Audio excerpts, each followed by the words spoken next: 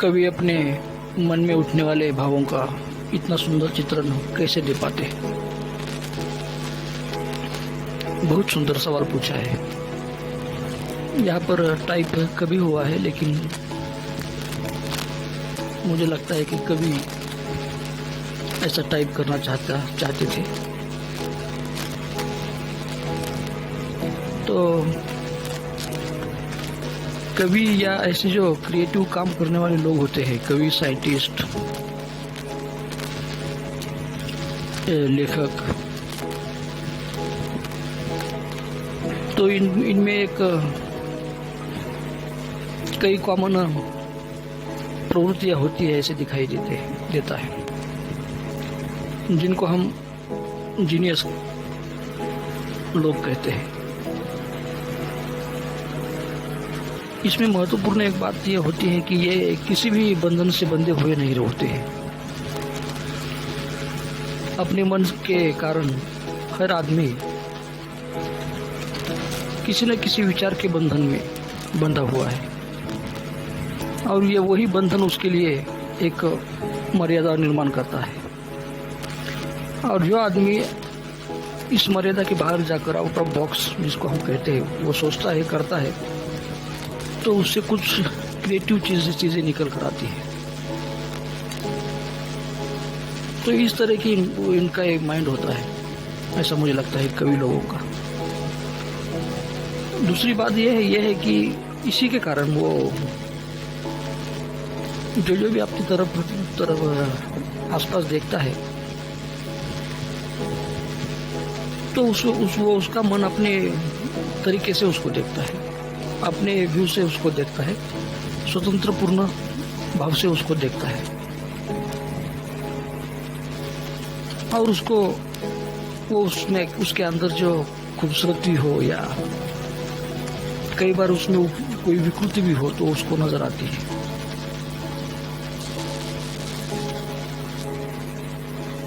और वो उसको शब्दों में बता देता है, लिख देता है। कवि के लिए और भी एक चीज बहुत महत्वपूर्ण होती है कि उसके अपने पास एक अनुभव से आया हुआ और वाचन से आया हुआ, वाचन, रीडिंग जिसको हम कहते हैं,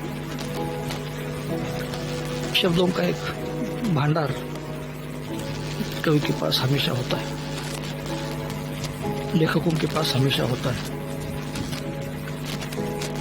और ये मन की बनाई हुई जो पाबंदियां है, वो ना होने के कारण वो कल्पनाएं भी अलग अलग करता है। किसी भी चीज में वो अलग कल्पना कर सकता है, और बाकी हम सब लोग हैं अपने विश्वास के और श्रद्धाओं के बंधन बांधे हुए होते हैं, लेकिन वो नहीं होता है। इसके लिए वो कुछ अलग भी कल्पना कर सकता है। अभी आज मैंने एक हमारे महाराष्ट्र के मराठी में पेपर निकलता है, न्यूज़पेपर, उसमें एक कार्टून यानी व्यंग्य चित्र जो है वो देखा है। तो ये व्यंग्य चित्रकार भी ऐसे ही लोगों में से आते हैं। तो उसने दिखाया है उसमें चित्र में कि एक इंसान मंगल ग्रह पर जाता है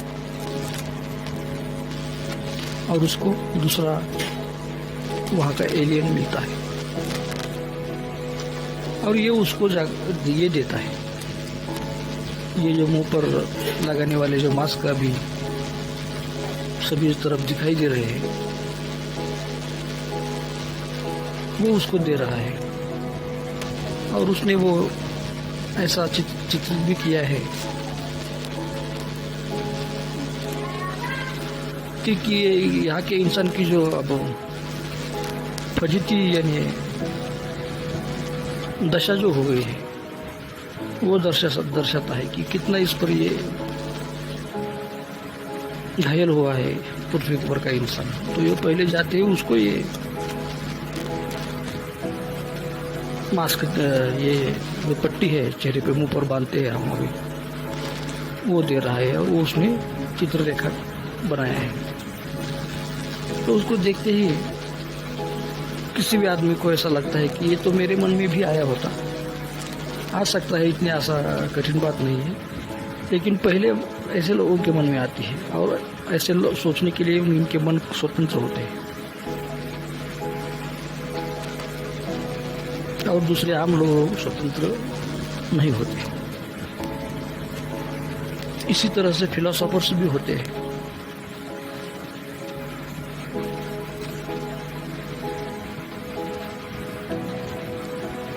वो आउट ऑफ बॉक्स जाकर, मर्यादा के पार जाकर सोचते हैं, तभी वो अलग अलग तर्क उनको मिलते हैं और वो अपने अपनी एक फिलॉसफी बताते हैं।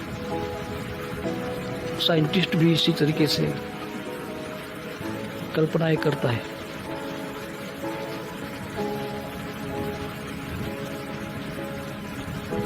जैसे कि महाभारत में वर्णन किया है कि श्री कृष्ण ने जब अपना विश्वव्यापी रूप दिखाया था, तो ऐसा उल्लेख वहां पर लिखा हुआ कि जैसे एक साथ 100 सूर्य निकले हो, एकत्र हो, इसी तरीके का वो दृश्य था।